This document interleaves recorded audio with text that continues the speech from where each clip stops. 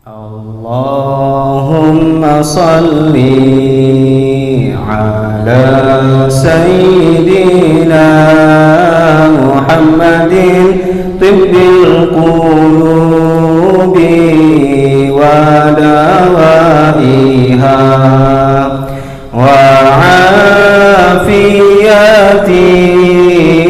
abdani wa shifaiha wa nuril absari wa diyaiha wa ala alihi wa sahbihi wa sallim. Allahumma salli ala sayyidina Muhammadin tibbil qulubi wa dawaiha wa afiyatil abdani wa shifaiha wa nuril absari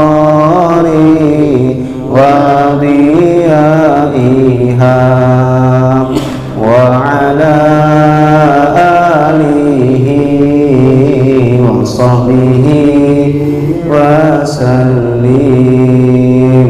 Allahumma salli ala sayyidina Muhammadin tibbil qulubi wa dawaiha wa afiyatil abdani wa shifaiha wa nuril absari wa diyaiha wa ala alihi wa sahbihi wa sallim. Bismillahirrahmanirrahim. Allahumma aftah alaina hikmataka wanshur alaina min khazaini rahmatika ya arhamar rahimin. Rabbi yassir wa la tu'asir, Rabbi tammim bil khairil kamil. Rabbana ya Rabbana wa'fu anna ya Karim. Amin amin amin amin amin amin amin amin amin amin amin ya rabbal alamin. A'udzu billahi minasyaitonir rajim. Bismillahirrahmanirrahim. Ila hadratin nabiyil mustafa sayyidina Muhammad sallallahu alaihi wasallam, thumma ila alihi wa auladihi wa zurriyyatihi wa ashabihi al-kiram wa tabi'in wa tabi'in tabi'in wa man tabi'ahum bi ihsanin ila yaumiddin. Summa hususan ila Syekh Muhammad Bakhir bin Ahmad Mughni wa summa ila Syekh Abdul Aziz bin Abdurrahman wa summa ila Syekh Salahuddin Syaibawi al-Qadiri wa ila jami'i masyayikhina wa ila hadhihi niyya wa kulli niyatin salihah. Al-Fatihah. A'udzu billahi minasyaitonir rajim. Bismillahirrahmanirrahim. Alhamdulillahi rabbil alamin, arrahmanir rahim, maliki yaumiddin.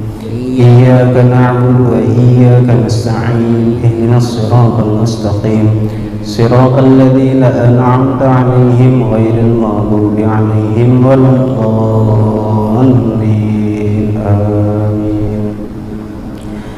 السلام عليكم ورحمة الله وبركاته.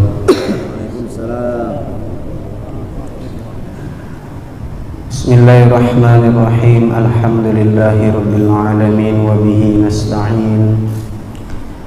Allahumma shalli wa sallim ala sayyidina Muhammadin al-bashiril mubashshiril mustafain. Qalu subhanaka la ilma lana illa ma 'allamtana innaka antal alimul hakim. Rabbi shrah li sadri wa yassir li amri wahlul 'uqdatam min lisani yafqahu qawli. Rabbi yassir wa la tu'assir, Rabbi tamim bil khair ya fattah ya alim. Iftah qulubana babaka ya karim wa iftahana futuhan arifin. Ilahi anta maqsudi wa ridhaka matlubi. La hawla wa la quwata illa billahil aliyyil azim. La hawla wa la quwata illa billahil aliyyil azim. La hawla wa la quwata illa billahil aliyyil azim. Yang sama-sama kita muliakan orang tua kita, tuan-tuan guru dan seluruh pengurus dan jamaah Masjid Tarbiyatul Jannah. InsyaAllah malam iko kita akan melanjutkan pengajian rutin kita mengenal Al-Asma'ul Husna. Qala musallifu rahimahullahu ta'ala wa'ada ma'an nabiyyi fid darain. Ma'rifat kepada Allah subhanahu wa ta'ala, mengenal nama Allah Al-Muqit. Al-Muqit adalah nama Allah yang ke-40 dari 99 Al-Asma'ul Husna atau nama-nama Allah yang baik. Al-Muqit itu artinya dialah Allah yang menciptakan keperluan atau kebutuhan pokok manusia, dan dia pula yang menyampaikannya kepada manusia. Allah yang muat kebutuhan pokok kita, sudah tu Allah pula yang nyampaikan kepada kita. Itulah namanya Al-Muqit. Macam mana dengan Ar-Razzaq? Ar-Razzaq artinya yang maha pemberi rezeki, cuma ada beda dikit. Kalau Ar-Razzaq tu memberi rezeki secara umum, apakah itu pakaian, rumah, kendaraan dan lain-lain. Kalau Al-Muqit itu khusus kebutuhan pokok. Apa tu keperluan pokok manusia? Itu ada 3. Pertama makanan, kedua minuman, dan ketiga oksigen atau udara untuk bernapas. Setelah Allah yang menciptakan yang 3 macam itu, sudah Allah ciptakan makanan pokok itu, minuman dan oksigen, kemudian dia pula yang menyampaikannya kepada kita manusia. Itulah dia Al-Muqit.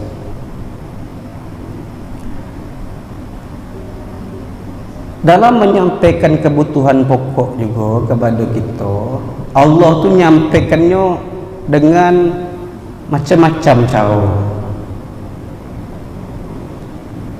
Tapi galau itu tak lepas dari dia Al-Muqit.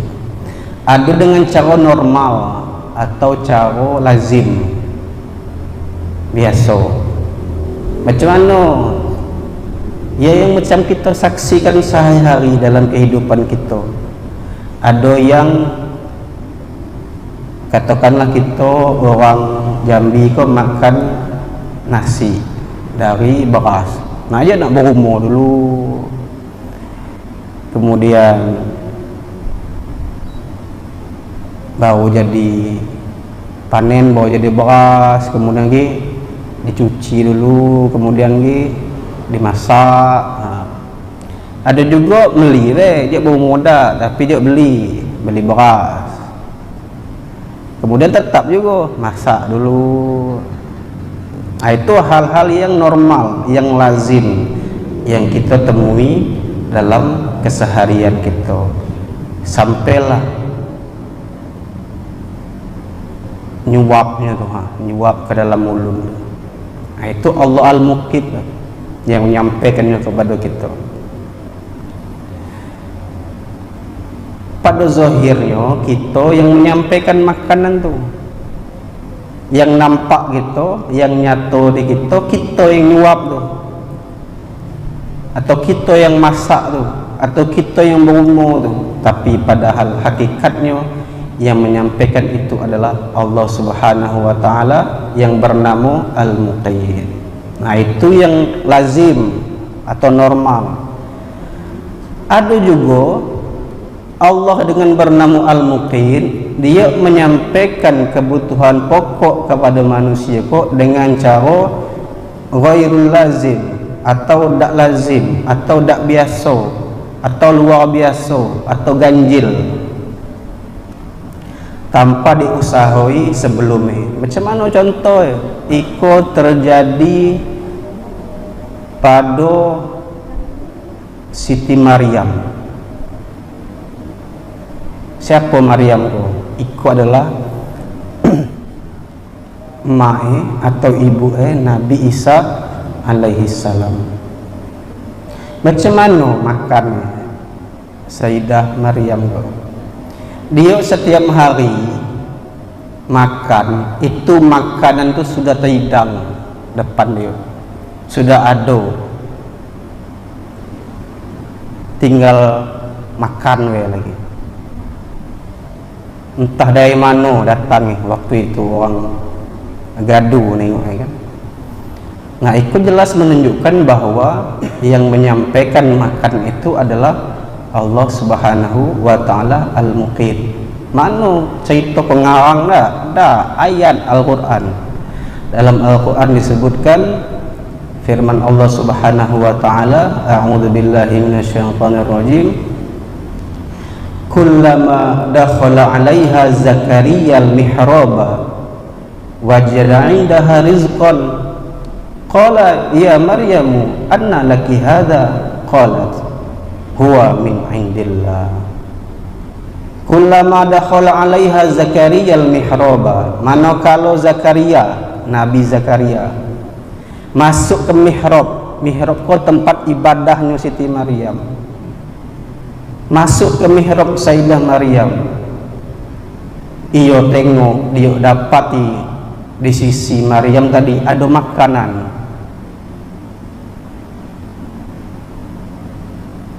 Qala ya Maryamu anna laki hadza, wahai Maryam, dari mana kau dapat ni semua itu?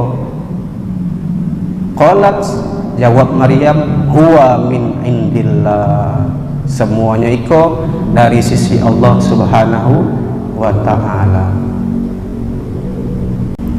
Jadi kalau kita umpamakan kita kini ko taruhlah makan nasi padang misalnya kan, itu sudah ada langsung dalam mihrab Maryam.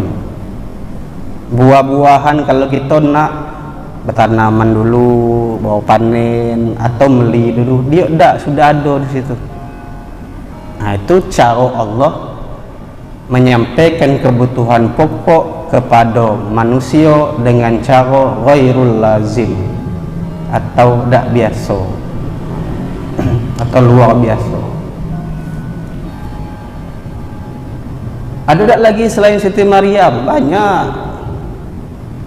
Ikut contoh lagi, misalnya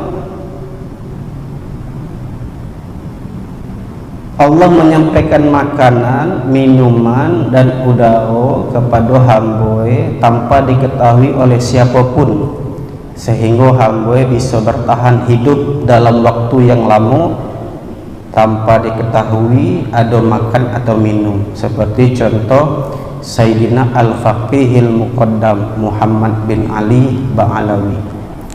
Beliau tu sampai beberapa hari tak makan, tak minum, tetapi tetap kuat menjalankan ibadah kepada Allah Subhanahu wa ta'ala. Zahirnya dia tak makan, kita tak makan, marah, emosi kan.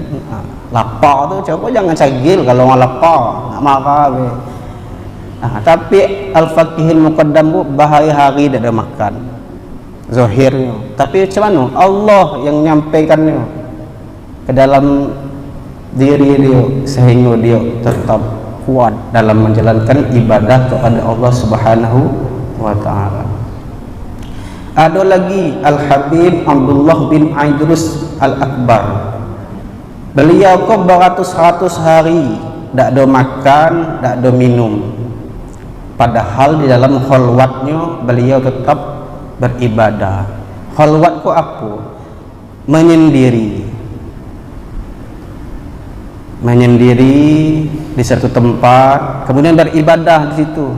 Apakah berzikir, apakah salat, apakah baca Quran dan lain-lain. Nah, selama beratus-ratus hari Habib Abdullah bin Idrusul Akbar tak ada makan, tak ada minum, tapi dia tetap bisa beribadah kepada Allah Subhanahu wa ta'ala. Kita kok lapar segan ibadah, kenyang apa lagi? Kalau lah kenyang ngantuk kan, segan nak tegar. Karena kita orang yang normal, orang biasa, makan tu harus masak dulu atau beli dulu kan.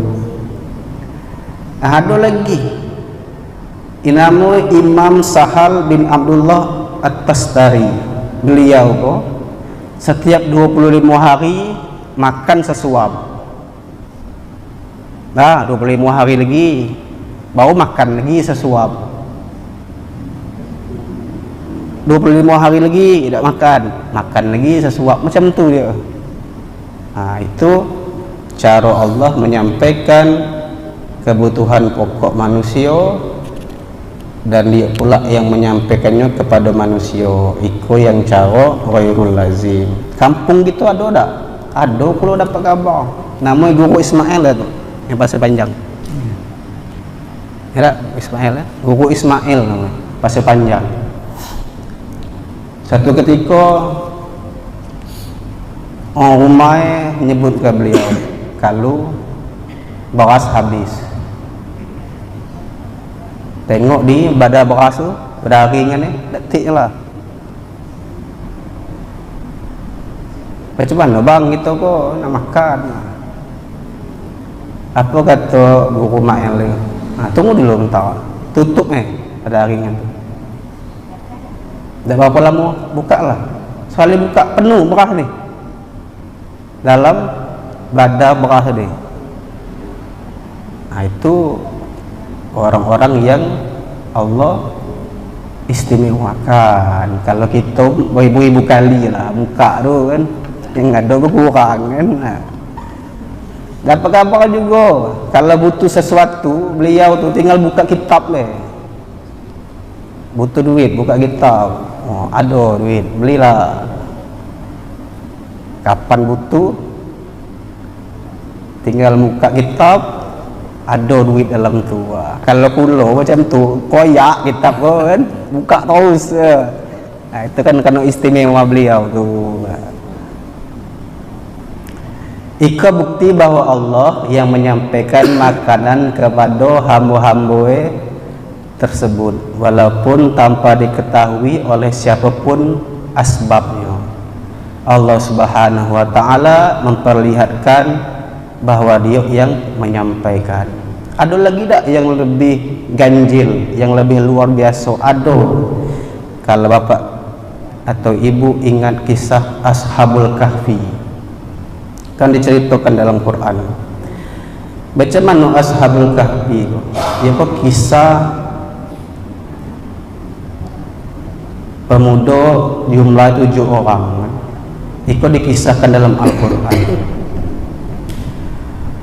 Nah, mereka itu 7 orang pemuda yang lari dari negeri ya, karena waktu itu pemimpinnya zalim, dia mempertahankan keimanan sehingga lari dan sembunyi. Kita tengok ada goa sembunyi di dalam tu. Dia ada 7 orang. Menurut riwayat nama-namanya, pertama Maksalmina, kedua Tamliho, ketiga Martunis, keempat Sariulis, kelima Nainus, keenam Dunuanis, dan ketujuh Palyastat Yunis. Nah, ikut 7 orang. Apa pula keistimewaan orang kok? Orang ketujuh kok dalam goa itu tak tidur selama 309 tahun. Allah tidurkan dia dalam goa itu 309 tahun. Baru dibangunkan Allah Subhanahu wa ta'ala.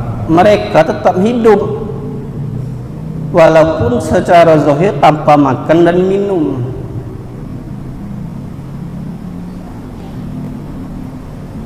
Setelah mereka dibangunkan kembali, setelah itu bangun dia bertujuh di, kemudian pengen keluar belanja. Kapan sadar dia lama tidur tu? Ketika duit dia tak laku lagi. Dia nak belanja pakai duit dia, ternyata gaduh orang, kau duit zaman kapan kau? Nah, karena sudah 309 tahun. Akhir balik pula dia ke goa. Sudah itu dikisahkan orang bertujuh di goa tidur pula, ditidurkan Allah lagi.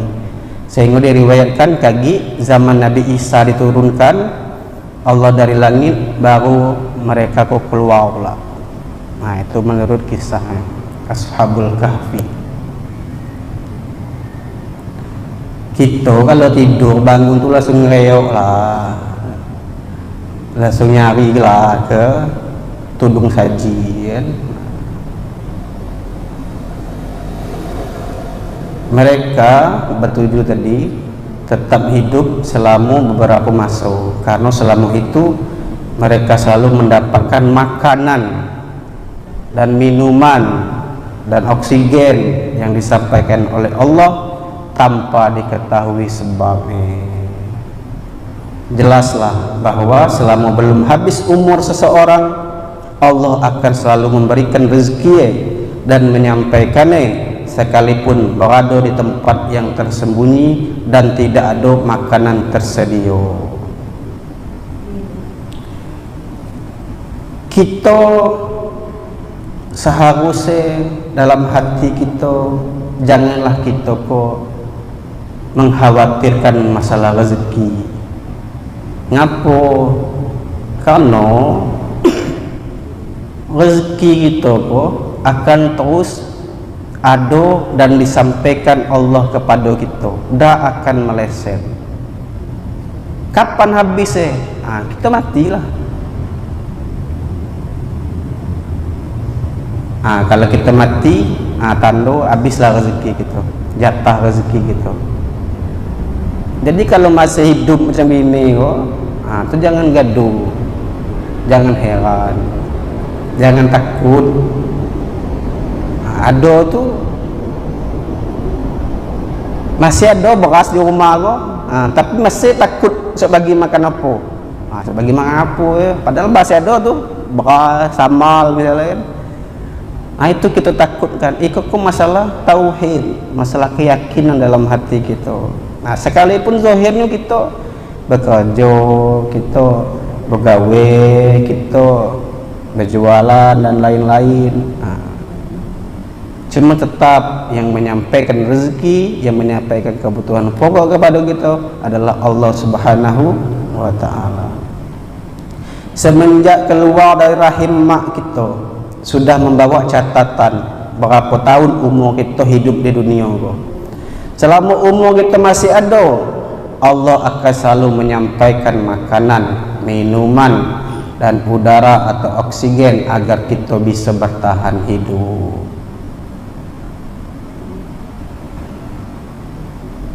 Kalau belum umur dia, kalau belum batas ajal dia, biarlah kena tunggu 5 kali, masih hidup dia.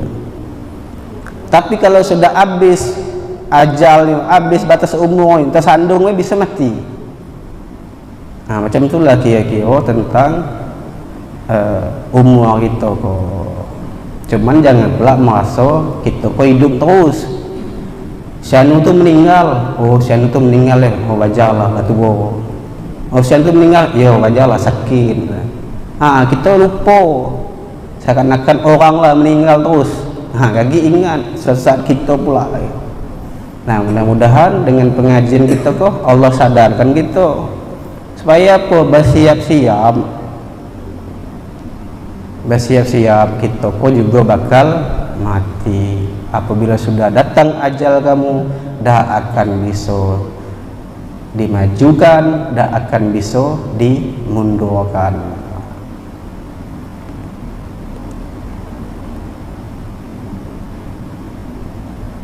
Apalagi nak nawar-nawar dengan malaikat kan? Datang malaikat Israel, Assalamualaikum, salam. Kau siapa? Aku malaikat Israel. Kau nak apa? Kita dinyabak kan? Nah, tugas aku kok apalah lagi gitu. Malaikat Israel kok tugas saya nyabut nyawa tu lah. Bisa tak kita tunda selagi? Ada bisa. Sedetik pun tak bisa kita tunda. Nawar pula kan?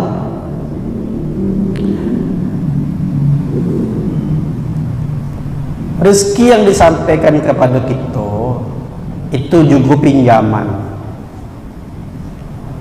Apabila rezeki yang kita miliki kini kok itu sebenarnya pinjaman. Seperti apa? Duit. Apabila kita dipinjami orang duit, kita harus bisa mengelola. Kalau tidak, uang itu akan ditarik orang. Apabila kita tidak bisa mengelola rezeki yang dipinjamkan oleh Allah kepada kita, rezeki itu akan ditarik. Sudah dibagi kita rezeki oleh Allah, rezeki kau tidak bisa kita mengelola, maka suatu saat akan ditarik oleh Allah. Dalam menarik pinjamannya, Allah terkadang menarik dengan secara paksa atau dengan cara yang halus. Bisa dengan cara paksa, bisa dengan cara halus, terserah Allah. Bagi orang-orang yang tidak bisa mengelola yang sudah dipinjamkan oleh Allah. Macam mana contoh? Allah ambil, Allah tarik dengan paksa.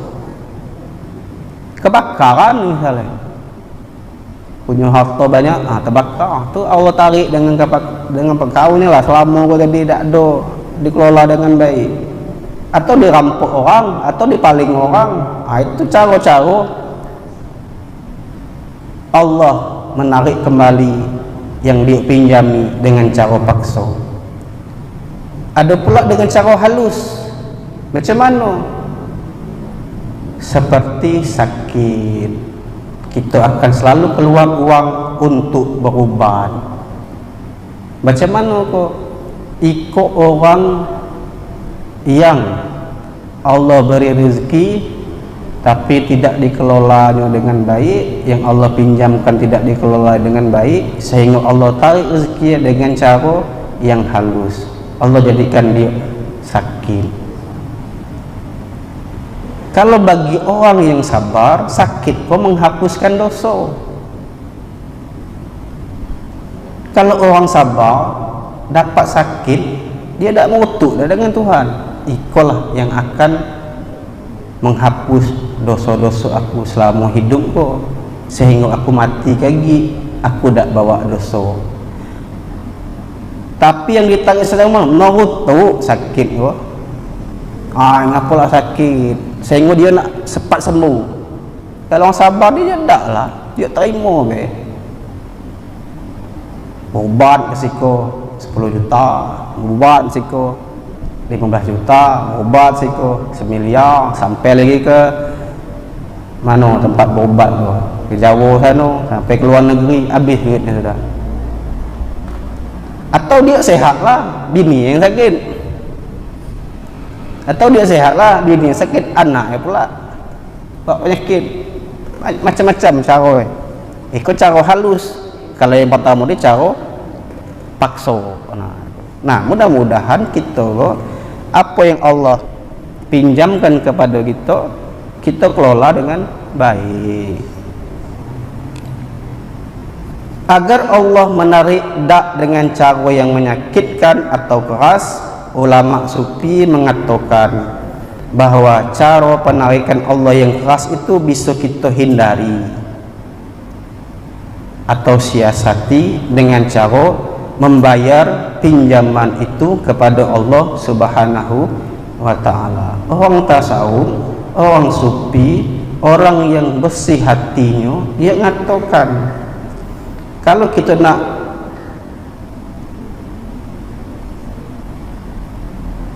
menghindari Allah narik dengan cara menyakitkan tu, nah kita siasati macam mana apa yang Allah pinjamkan kepada kita tu, kita bayar pula pinjaman itu kepada Allah. Macam mana maksudnya? Yaitu dengan cara menafkahkan atau mensedekahkan atau mewakafkan rezeki yang telah dipinjamkan Allah itu dengan adil. Maksudnya kenyo cuman tertentu kepada sekok golongan di antara orang-orang yang berhak. Selain zakat, ada hak-hak orang lain dari harta yang di tangan kita. Ada namanya sedekah wajib, ada namanya sedekah sunan. Sedekah wajib itu apa? Zakat.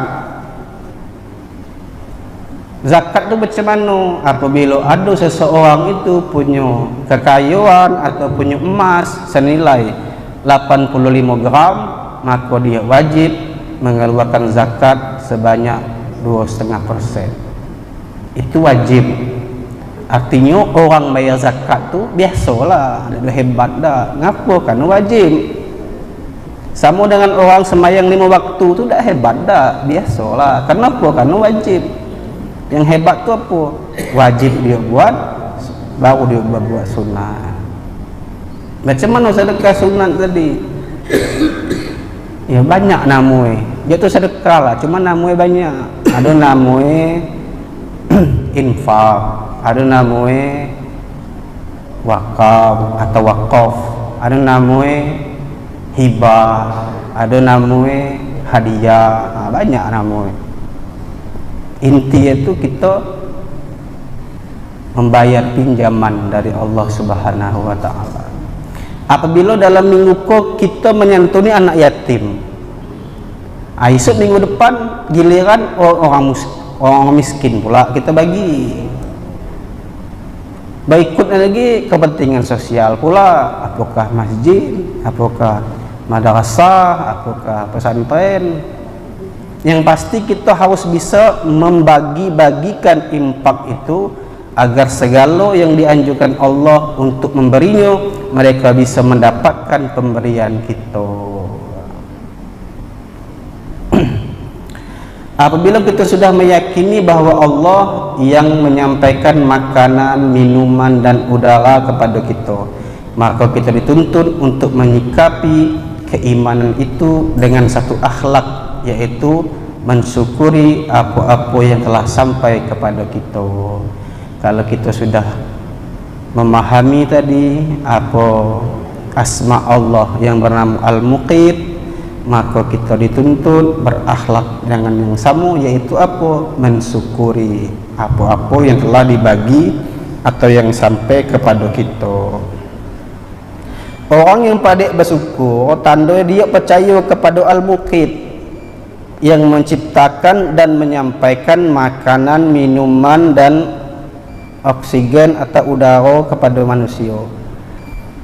Tidak seseorang bisa bersyukur kalau tidak beriman dengan Al-Muqit.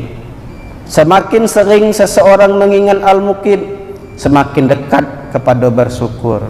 Karena bersyukur itu yaitu menggunakan kekuatan yang ada pada dirinya untuk taat kepada Allah Subhanahu wa taala dan mencapai keriduannya. Sedangkan kekuatan itu bersumber dari makanan, minuman dan udara yang disampaikan oleh Allah Subhanahu wa taala yang bernama Al-Muqit. Kita bisa tegak dalam sembahyang itu Allah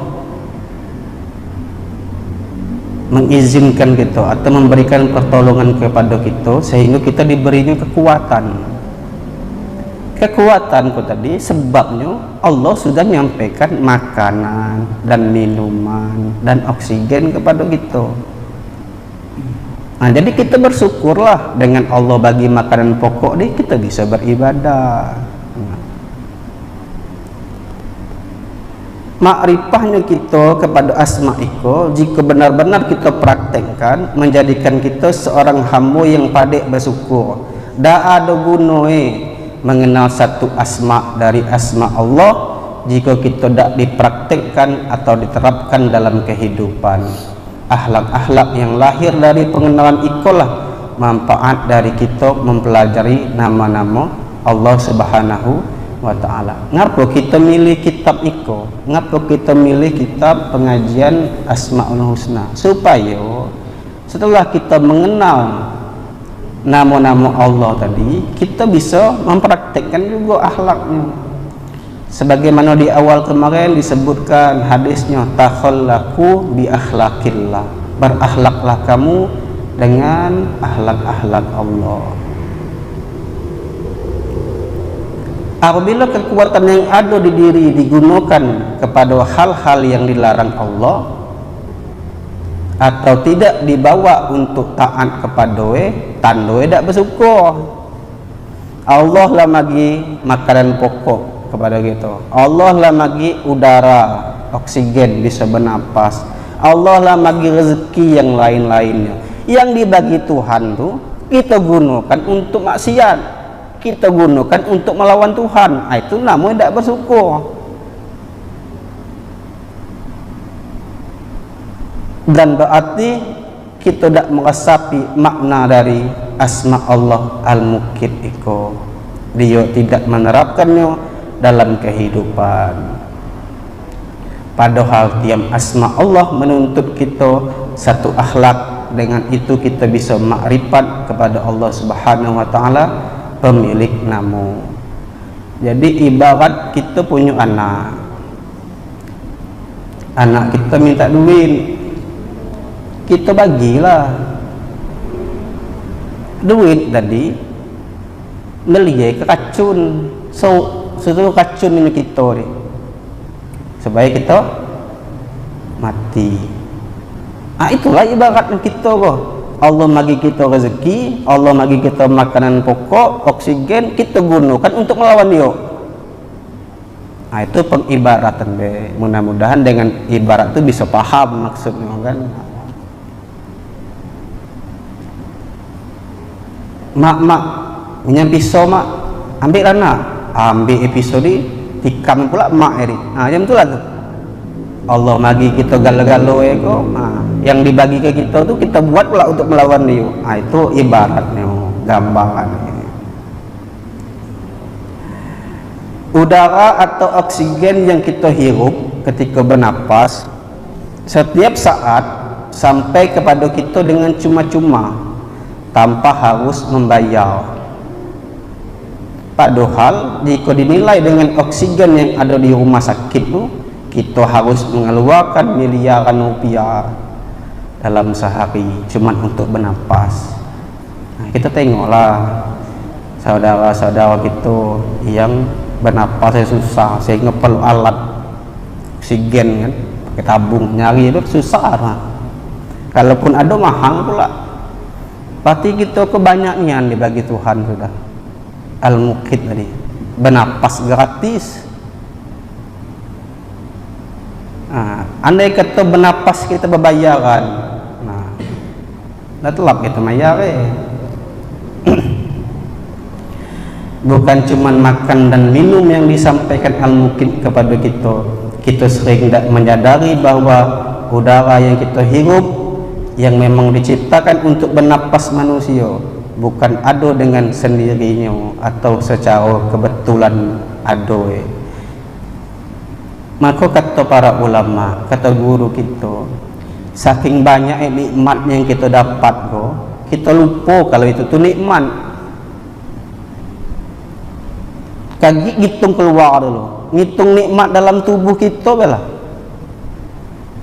banyak, saking banyak kita lupa kalau itu nikmat. Kapan kita ingat kalau itulah ditarik sama Allah? Kita lupa mata ku adalah nikmat, maka kita gunakanlah untuk hal-hal yang dilarang Allah. Kemudian ditarik Allah mata kita ni. Baru kabar kalau selama kau mata kau nikmat. Punya kuping kita gunakan untuk hal-hal yang dilarang. Lupa kita dapat nikmat. Kapan ingat nih? Pas nikmat kuping diambil. Baru kabar, ini nikmat itu selama. Macam tu juga dengan nafas tadi, udara ni, saking terus menerus kita gunakan, tak kabar kalau itu adalah nikmat dari Allah. Belum lagi pompahan jantung kita tu, kita tak kabar kan, kena dalam. Biasalah, orang lain tentu lah. Tapi kita gunakan dengan untuk yang dilarang. Takutnya lagi kita tak ada kabar. Tapi lebih baik kita kini pula kita kabar sehingga kita banyak bersyukur kepada Allah Subhanahu wa ta'ala.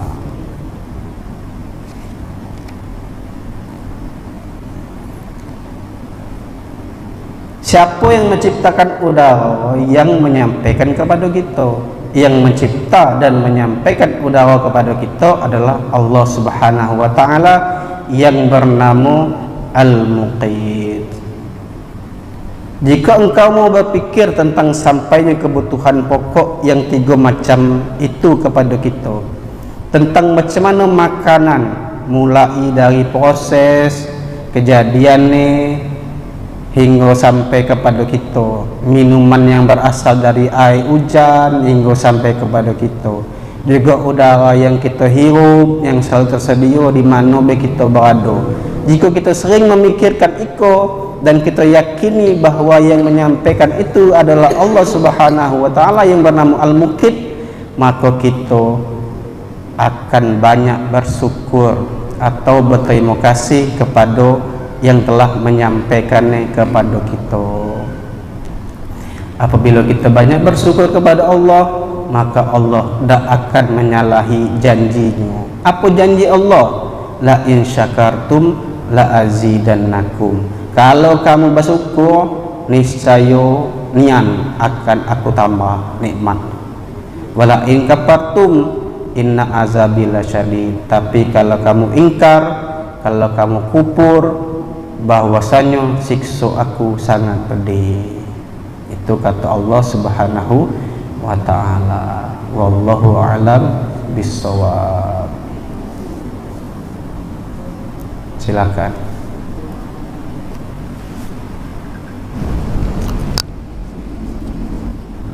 Informasi dikit kini di kampung kita sedang melaksanakan Maulid Arba'in. Apa Maulid Arba'in itu? Peringatan Maulid Nabi Muhammad Sallallahu Alaihi Wasallam selama 40 malam. Itu sudah malam ke-5. dengan harapan apa kita bergembira dengan kelahiran Nabi Muhammad Sallallahu Alaihi Wasallam. Kita tiap malam selalu doakan, baik doakan diri masing-masing dan doakan kampung gitu kok.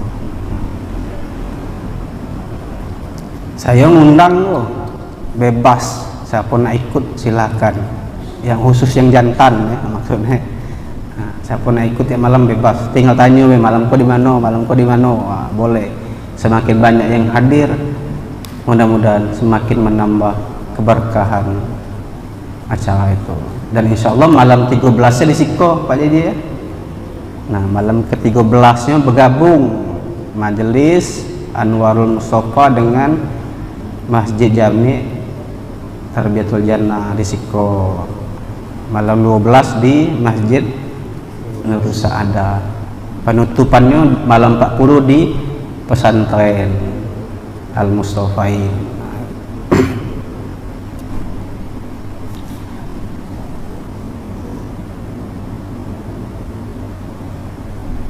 Wallahu a'lam bishawab. A'udzu billahi minasyaitonir rajim. Bismillahirrahmanirrahim.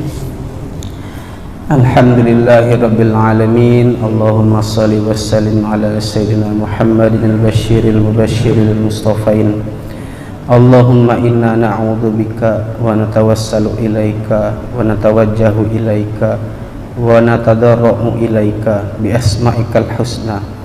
Huwallahur rahmanur rahimul malikul quddusus salamul mu'min al muhaiminul azizul jabbarul mutakabbir al khaliqul bari'ul musawwirul ghafarul qaharul wahhabur razzaqul fattahul alim al qabidul basit al khafidur rafi' al mu'idul mudillus sami'ul basir al hakamul adlul latiful khabir Al-Halimul Azim, Al-Ghafurul Syakur, Al-Aliyul Kabir, Al-Hafizul Muqin, Al-Hasibul Jalil, Al-Karimul Raqim, Al-Mujibul Wathi'ul Hakimul Wadudul Majidul Ba'ithul Syahid, Al-Haqqul Wakil, Al-Qawiyul Matin, Al-Waliyul Hamid, Al-Muhsil Mubdi'ul Mu'in, Al-Muhyil Mumin, Al-Hayyul Qayyum, Al-Wajidul Majidul Wahidul Ahad, As-Samadul Qadirul Muqtadir, Al-Muqaddimul Muakhir, Al-Awwalul Akhir, Az-Zahirul Batin, Al-Walil Muta'alil Barut Tawwabul Muntaqim, Al-Afu Ra'ufu Malikul Mulki Zul Jalali wal Ikram, Al-Muqsitul Jami' Al-Ghaniyul Mu'nil Mani' Ad-Darun Nafi' An-Nurul Hadi Al-Badi'ul Baqi Al-Warithur Rasyidus Sabur. Allahumma anfa'na bima 'allamtana wa 'allimna ma yanfa'una warzuqna fahman nafaqahu bihi awamiraka wa nawahiyaka. Nas'aluka fahman nabiyyin wa hifzal mursalin wa ilhamal malaikatil muqarrabin wahdina bihidayatil arifin wansur alaina min khazaini rahmatika ya arhamar rahimin. Rabbana la tuzigh qulubana ba'da idh hadaitana wa hab lana min ladunka rahmatan innaka antal wahhab. Rabbana atina fid dunya hasanah wa fil akhirati hasanah wa qina adzabannar. Wa sallallahu ala sayyidina Muhammad walhamdulillahi rabbil alamin. Assalamualaikum warahmatullahi wabarakatuh.